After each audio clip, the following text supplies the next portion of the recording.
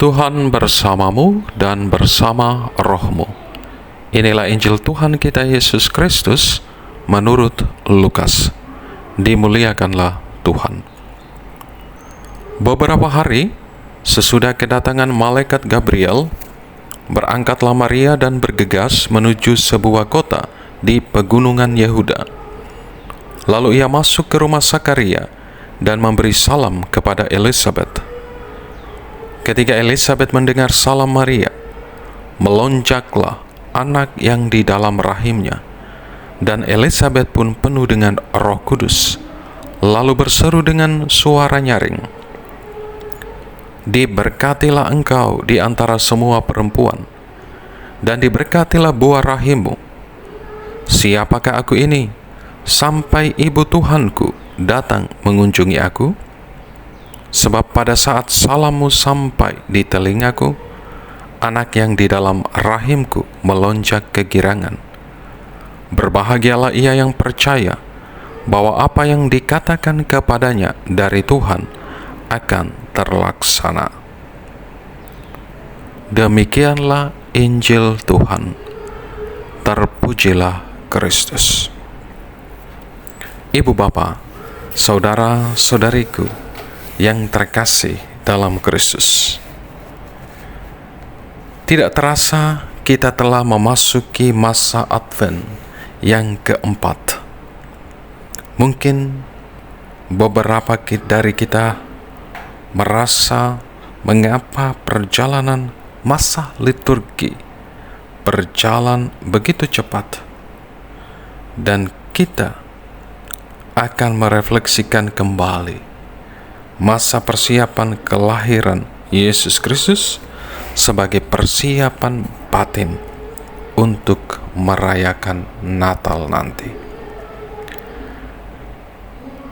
Pada hari Minggu Advent keempat, kita kembali merefleksikan peristiwa Bunda Maria mengunjungi Elisabet, saudarinya.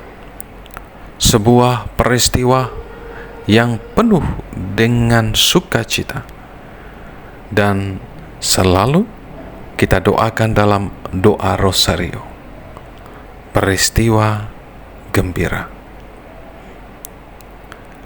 Diceritakan dalam Injil Lukas bahwa Bunda Maria bergegas menuju sebuah kota di wilayah Yehuda. Kota ini merupakan sebuah daerah pegunungan. Kita bisa bertanya, mengapa Bunda Maria harus bergegas dan berjalan cukup jauh melewati rute pegunungan yang cukup berat? Bergegas berarti berjalan dengan cepat dan penuh semangat agar segera sampai tujuan. Tujuan Bunda Maria hanya satu, yaitu menyampaikan kabar gembira ini kepada Elisabet. Dia ingin membagikan warta keselamatan ini kepada saudarinya. Ibu bapak, saudara-saudariku yang terkasih dalam Kristus, reaksi Elisabet juga penuh dengan kegembiraan. Bahkan ketika mendengar kabar dari Maria, Yohanes Pembaptis yang masih berada di dalam rahim Elisabet pun melonjak kegirangan menyambut salam Maria. Elisabet merasa diberkati karena menerima salam itu. Bahkan Lukas menyatakan bahwa Elisabet dipenuhi dengan Roh Kudus dan berseru dengan suara nyaring, "Diberkatilah engkau di antara semua perempuan, dan diberkatilah buah rahimmu." Ibu bapa, saudara-saudariku yang terkasih dalam Kristus, peristiwa kegembiraan ini bisa menjadi salah satu pedoman hidup sebagai seorang Kristiani, yakni bagaimana kita secara pribadi bisa menjadi pembawa kabar gembira kepada sesama.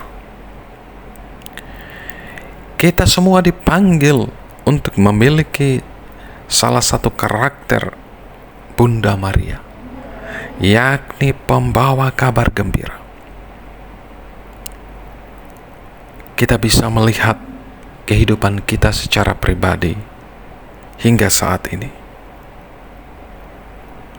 Kabar apa yang sering kita wartakan kepada sesama, entah itu di dalam keluarga kita, lingkungan kerja, atau paroki kita masing-masing. Apakah sejauh ini kehadiran kita secara pribadi membawa kabar sukacita, kebaikan, yang memberikan pengharapan, kekuatan kepada sesama?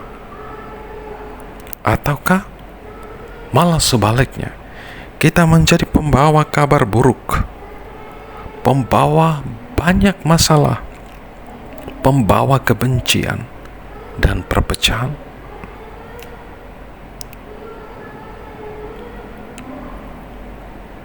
Kita bisa juga melihat setiap mereka yang kita jumpai, kita kunjungi, bagaimana reaksi mereka ketika menerima kabar yang kita sampaikan.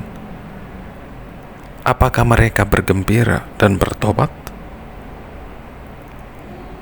Atau justru sebaliknya, mereka malah dipenuhi dengan rasa kebencian, dendam, ataupun disakiti? Ibu bapa, saudara, saudariku yang terkasih dalam Kristus, salah satu persoalan yang setiap kita hadapi, gereja hadapi di era digital ini adalah banjirnya informasi, baik itu informasi yang buruk, hoaks, dan sejenisnya, ataupun informasi yang baik. Penyampaian kabar ini pun menjadi lebih cepat dalam hitungan detik. Sederhananya, kita bisa melihat isi pesan media sosial masing-masing. Apakah pesan-pesan yang kita teruskan kepada sesama adalah kabar gembira? Atau sebaliknya?